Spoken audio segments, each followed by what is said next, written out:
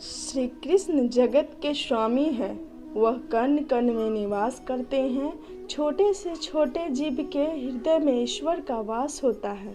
उन जीव को कष्ट का अनुभव होना ईश्वर के कष्ट का अनुभव कराता है।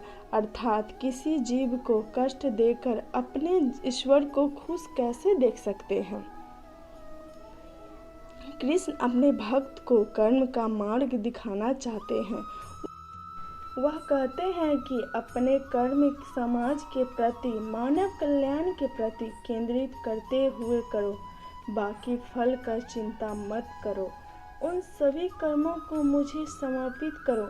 इस मार्ग को अपनाकर तुम मुझे प्राप्त कर सकते हो, मेरे प्रेम का भागीदार बन सकते हो।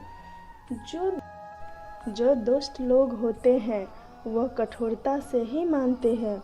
उनकी समझने के लिए कठोरता व्यवहार करना आवश्यक है। अगर समझने मात्र से दुष्ट समझ जाता तो बांसुरी बजाने वाला कभी महाभारत नहीं होने देता। जो व्यक्ति सदैव हंसते खेलते मुस्कुराता रहता है, अगर वह अपने अभाव से भिन्न हो जाए, अर्थात गुमसुम हो जाए, उदास रहने लगे, तो समझना उसके लिए हृदय में एक पीड़ा है। उस पीड़ा से उसे कमजोर बना देती है। जिंदगी में भरोसा एक चीज है जिसे प्राप्त करना वर्षों की मेहनत के समान है। फिर भी यह प्राप्त हो या नहीं, यह भाग्य पर निर्भर करता है। किंतु भरोसे को तोड़कर पुनः प्राप्त करना यह संभव नहीं। इसलिए जिंदगी में अवसर का आनंद सदैव ले, लेकिन भरोसा को कभी टूटने न दे। प्रेम कभी न समाप्त होने वाली प्रक्रिया है। जिस व्यक्ति को प्रेम हो जाता है वह फिर जीवन और जीवन के बाद भी प्रेम के वशीभूत रहता है। प्रेम की प्राप्त करने के लिए त्याग, तपस्या और योग का सहारा लेना पड़ता है।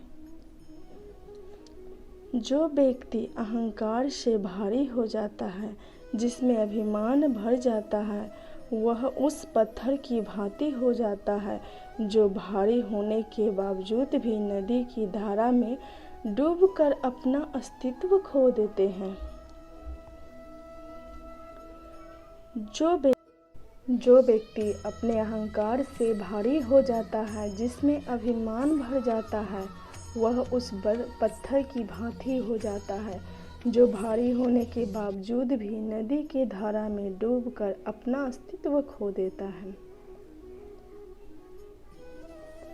अगर किसी लक्ष्य, खुशी या सफलता की प्राप्ति में लंबे समय लग रहा है, प्रतीक्षा की अवधि अधिक है, तो हो सकता है आपकी अपेक्षा से ज़्यादा आपको मिलने वाला है।